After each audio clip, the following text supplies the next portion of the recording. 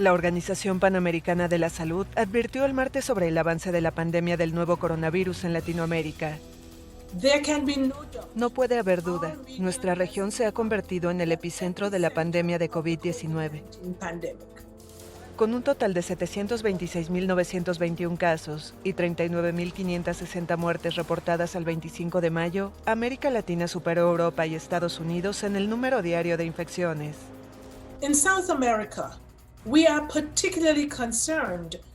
En Sudamérica estamos particularmente preocupados de que el número de nuevos casos reportados la semana pasada en Brasil fue el más alto en un periodo de 7 días desde el inicio del brote. Tanto Perú como Chile están reportando alta incidencia, señal de que la transmisión se acelera en esos países.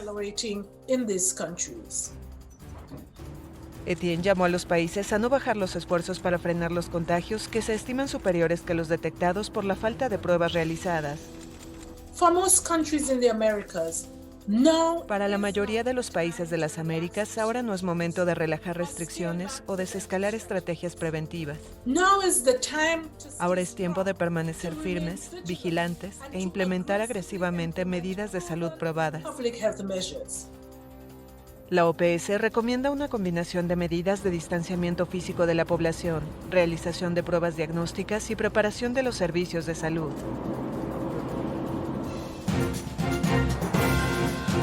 Sin una vacuna contra el COVID-19, la atención se centra en los medicamentos para tratarlo. La Organización Mundial de la Salud identificó 4 de ellos con señales esperanzadoras. El programa denominado Solidaridad, un ensayo clínico con pacientes de casi un centenar de países, busca aprovechar lo que ya está inventado. Usado contra el ébola, el remdesivir ha generado buenos resultados en estudios de animales con síndromes respiratorios severos, como el de Oriente Medio y el SARS.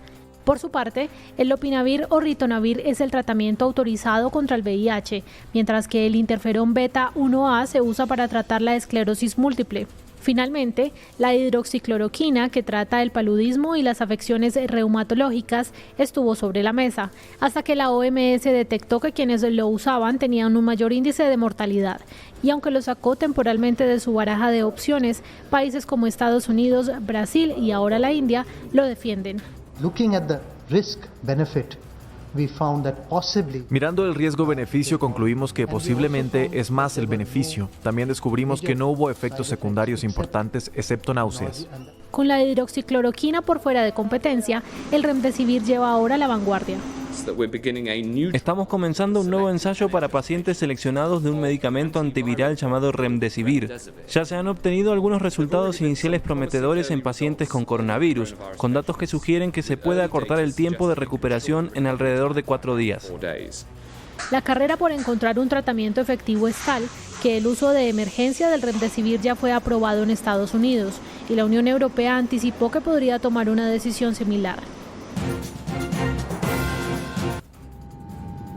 Estados Unidos supera las 100.000 muertes por COVID-19 desde el inicio de la pandemia y ya hay casi 1,7 millones de infectados en el país. Los casos no dejan de aumentar mientras varios estados, como California, van suavizando gradualmente las restricciones y reabriendo su economía, lo que amenaza con iniciar una segunda ola de infecciones. Ya se ha reportado un aumento de nuevos contagios en 20 estados al final de la semana pasada. Esta semana se ha abierto un nuevo y amplio centro de pruebas en Los Ángeles, la zona más afectada de la pandemia, con más de 44.000 casos confirmados. En el estadio habilitado para hacer test a cualquiera que entre con su vehículo, se espera examinar a unas 6.000 personas al día de forma gratuita.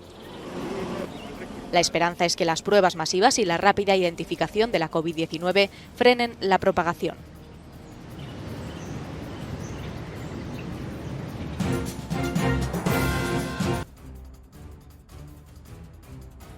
Por primera vez, Twitter coloca la leyenda verificar los datos a una publicación del presidente estadounidense Donald Trump. El mandatario afirmó el martes a través de 2 tweets que el voto por correo era fraudulento y aseguró que el gobernador de California envía papeletas de voto a millones de personas, sin importar quiénes son ni cómo llegaron ahí, para amañar la elección.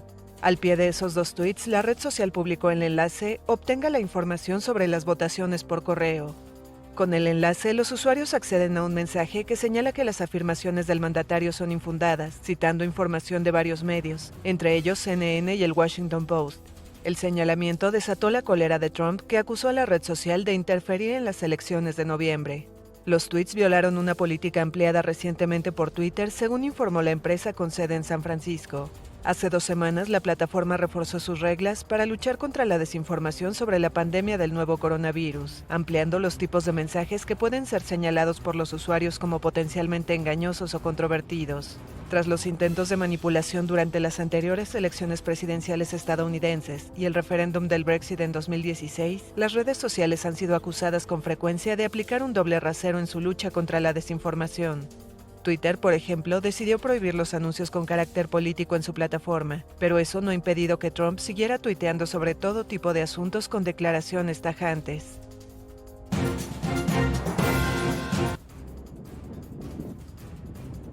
Se desploman las acciones de LATAM Airlines tras acogerse a la ley de quiebra en Estados Unidos. Los títulos de la mayor línea aérea de América Latina cayeron 36% al cierre de la sesión de la Bolsa de Comercio de Santiago el martes. En Wall Street, las acciones de la empresa también perdieron casi la mitad de su valor.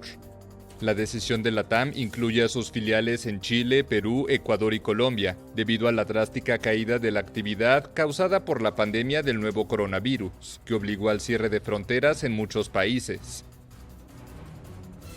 El capítulo 11 no corresponde a una liquidación, ni quiebra, ni bancarrota. Al contrario, se trata de una oportunidad para reorganizar deuda y, en consecuencia, preservar al grupo LATAM, así como los trabajadores y colaboradores en la medida de lo posible. Las filiales en Argentina, Brasil y Paraguay no se acogieron a la ley de quiebras. Según el informe financiero de LATAM de 2019, los pasivos de la aerolínea rondaban los $18.000 millones. LATAM ya había anunciado el despido de 1.800 de sus 42.000 trabajadores en todas sus filiales, además del retiro voluntario de otros más. A partir de junio comenzará a reanudar sus operaciones gradualmente. La virtual paralización de la aviación civil debido a la pandemia golpeó de lleno al sector y llevó a numerosos gobiernos a salir a rescatar aerolíneas. LATAM anunció que ya sostiene conversaciones con los gobiernos de Brasil, Colombia, Perú y Chile. Este último anunció por su parte que evaluará la conveniencia y oportunidad de apoyar a una empresa que genera 10.000 empleos directos y cuenta con 2.000 proveedores que abarcan un universo de cerca de 200.000 empleos indirectos.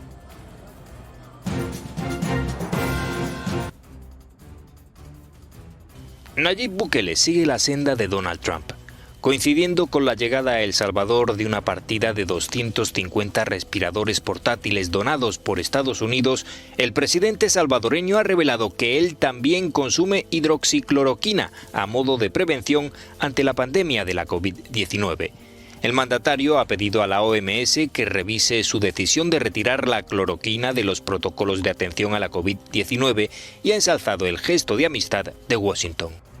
Pues el presidente Trump está consciente de que Estados Unidos, como mencionó el embajador Johnson, está luchando contra esta pandemia probablemente en un nivel más crítico incluso que el nuestro ahorita. Y están despachando para todos los estados ayuda, porque los estados de los Estados Unidos también requieren de muchísima ayuda y se les está enviando muchísima ayuda. Sin embargo, hicieron un espacio en esa producción de algo tan importante y tan escaso en el mundo ahorita, como son los ventiladores mecánicos, para enviarlos a El Salvador. El Salvador fue el primer país latinoamericano que tomó medidas drásticas para contener la pandemia. El pasado 11 de marzo, sin que se hubiera registrado un solo caso, Bukele cerró colegios y fronteras y solicitó que se declarara el estado de excepción. Hace 3 semanas declaró una cuarentena absoluta y rígida que ha prorrogado por decreto hasta el 7 de junio ante el aumento del número de infecciones. Hasta el momento, en este país centroamericano han fallecido 36 personas por COVID-19 y se han registrado 2.042 casos positivos. La Policía Federal inició en Brasil una operación en el marco de una investigación sobre amenazas y diseminación de noticias falsas contra el Tribunal Supremo, lo cual tiene como objeto a algunos aliados del presidente Jair Bolsonaro. Los agentes salieron a las calles para cumplir 29 órdenes de allanamiento del juez del Tribunal Supremo Alexandre de Moraes. La operación es parte de la investigación abierta en 2019 para indagar las amenazas, ofensas y noticias falsas vertidas contra magistrados de la Corte Suprema, que en las últimas semanas ha sido objeto constante de duras críticas por parte de seguidores de Bolsonaro. La policía realizó búsquedas en direcciones vinculadas al empresario Luciano Hang, dueño de la red comercial Havan, el diputado regional de Sao Paulo Douglas García, el bloguero Alan dos Santos, el veterano político Roberto Jefferson y la activista Sarah Winter, todos ellos aliados y seguidores del presidente brasileño.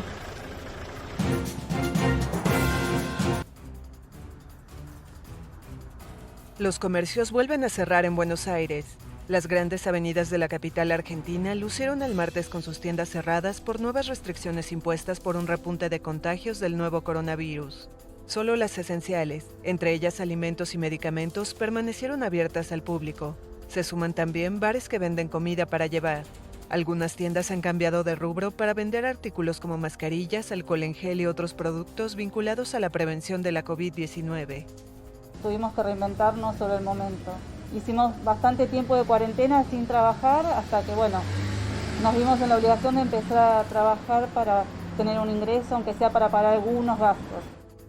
En Buenos Aires y su periferia, con 14 millones de habitantes, los contagios se quintuplicaron en las últimas 2 semanas y ya acumulan el 80% de los casos del país. Argentina cuenta ya 12.600 contagios y se acerca a los 500 fallecimientos. Por ello, fue necesaria la extensión del confinamiento hasta el próximo 7 de junio. También se dio marcha atrás algunas medidas de flexibilización. Pero mientras sirva para minimizar los riesgos de contagio que hay por esta pandemia, me parece bien. En los restantes 22 distritos del país avanzó esta semana la reapertura de actividades, en algunas provincias casi totales, aunque aún se mantiene la suspensión de clases y espectáculos. Argentina está entre los países de la región con menor incidencia de la pandemia, situación que se atribuye a haber impuesto tempranamente un rígido aislamiento social obligatorio que el martes cumplió 68 días.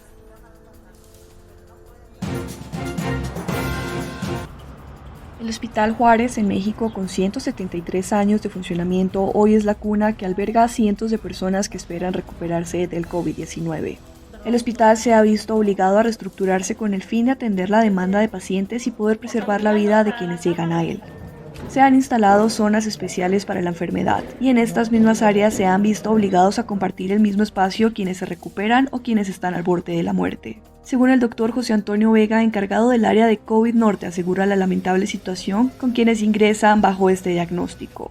Es terrible en el aspecto de que tú ves hoy un paciente bien y el día de mañana lo tienes que intubar y a las pocas horas fallece a veces. El personal de salud en primera línea sigue entregándose a la lucha con el mejor ánimo para combatir por la vida de quienes ingresan en el hospital. De igual forma, los pacientes hacen un llamado para que el virus sea tomado en serio. Estas son las palabras de David Román, paciente con COVID-19. Yo decía que no existía, que era algo del gobierno o así, pensaba tonterías, ¿no? Pero ya estando aquí, viviendo la enfermedad y pues se da uno cuenta que es la realidad y es muy fuerte esta enfermedad. Aunque México se prepara para una pronta reapertura el 1 de junio, los médicos del Hospital Juárez aseguran que habrá rebrote y que en estas salas la batalla seguirá siendo intensa cada día más. Totalmente abandonados a su suerte se sienten los habitantes del parador turístico de Sarabanda, un caserío que se ubica en plena carretera que comunica las ciudades de Cartagena y Barranquilla en Colombia. La pandemia del coronavirus hizo que los viajeros que tradicionalmente se estacionaban allí para degustar alguna comida de la región desaparecieran y dejaran este lugar prácticamente como un pueblo fantasma. Sus habitantes claman por ayuda, no cuentan con ningún recurso económico más allá que del turismo y no pueden abrir pues se exponen a sanciones. De igual forma en Galera Zamba, una comunidad afrodescendiente donde viven cerca de 300 familias y que en otros tiempos se sostenía de la minería, hoy vive principalmente de las ínfimas pensiones de sus pobladores. Ante la escasez de turistas, uno de los líderes sociales del caserío señala cómo se cuidan para evitar la entrada del coronavirus. Aquí las personas que vienen de Cartagena, vienen de Barranquilla o vienen de cualquier parte alrededor del corregimiento, las sometemos a una serie de bioseguridad, desinfección de los pies, del vehículo donde vienen las llantas con el fin de que, y su tapabocas, lógicamente, para que pueda ingresar a la población. Otra de las zonas que sufre por la escasez de viajeros es la del llamado Volcán del Totumo y sus zonas aledañas, de las que se sostienen 45 familias del caserío Loma de Arena y que hoy también pasan sus días en blanco. En Chile, la tensión se dispara debido a los nefastos efectos económicos de la pandemia y con ella las protestas para pedir al gobierno que ayude a los más necesitados en medio de un duro confinamiento que en Santiago afecta a 7 millones de personas. La única manera que tenemos de ser escuchados es haciendo esto, es protestando, es llevando las barricadas a la calle, haciendo ollas comunes. Esto ocurre mientras el sistema de salud chileno está al borde del colapso debido a la avalancha de nuevos casos de COVID a un ritmo de unos 4.000 diarios, de los que el 15% requieren hospitalización. El país se acerca a los 78.000 contagios y más de 800 muertos. En la mayoría de los países de América, ahora no es el momento de relajar las restricciones, advierte la directora de la Organización Panamericana de Salud. Es el momento de mantenerse fuertes, permanecer vigilantes y aplicar agresivas medidas de salud pública de probada eficacia. Perú es otro país que preocupa, pero sobre todo Brasil. El gigante suramericano se acerca a los 400.000 casos y 25.000 muertes, con más de 1 millar de decesos diarios. El coronavirus se extiende a marchas forzadas mientras aún no se ve el pico de la pandemia en el horizonte.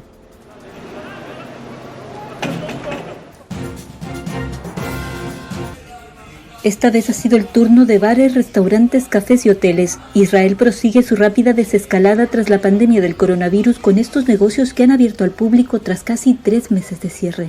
Superada la peor fase del coronavirus que dejó a muchos locales clausurados a cal y canto, este paso es también un balón de oxígeno para el sector servicios, clave en la economía del país. En Jerusalén, las céntricas calles del oeste de la ciudad recobraron la vida característica que muchos echaban de menos. Los locales no estaban a rebosar, pero los israelíes aprovecharon el buen clima para quedar con familia y amigos. Durante los últimos meses, algunos locales siguieron trabajando con pedidos a domicilio o para llevar, pero su actividad de ingresos se vieron reducidos al mínimo, una situación que los propietarios intentarán revertir ahora. Sin embargo, muchos comerciantes no han podido reabrir sus tiendas o retomar sus trabajos, con cifras de desempleo que pasaron de menos del 4% el pasado febrero a casi el 25% actual. Israel ha registrado 281 muertos por el coronavirus y tiene actualmente poco más de 2.000 casos activos de la enfermedad tras recuperarse la gran mayoría de los casi 17.000 infectados.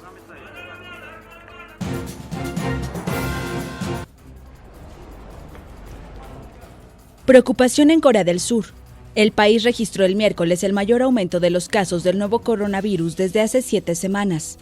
Las autoridades anunciaron el miércoles 40 nuevos casos, de los cuales 36 fueron identificados dentro de un almacén a las afueras de Seúl. El viceministro de Salud dijo que el gobierno sospecha que en el almacén no se respetaron las reglas básicas, como medidas de distanciamiento e higiene, y advirtió que si esta normativa no se aplica en los lugares de trabajo, esto podría generar una contaminación masiva. Corea del Sur fue durante un tiempo el segundo país más afectado por la pandemia, pero consiguió controlarla gracias a una estrategia firme de pruebas de diagnóstico a la población y el respeto a las reglas de distanciamiento social. El gobierno comenzó a flexibilizar en estos días las restricciones decretadas para combatir el coronavirus, con la reapertura de iglesias y museos. También se reanudaron deportes como el béisbol, con partidos sin público, y el miércoles más de 2 millones de niños volvieron a clase.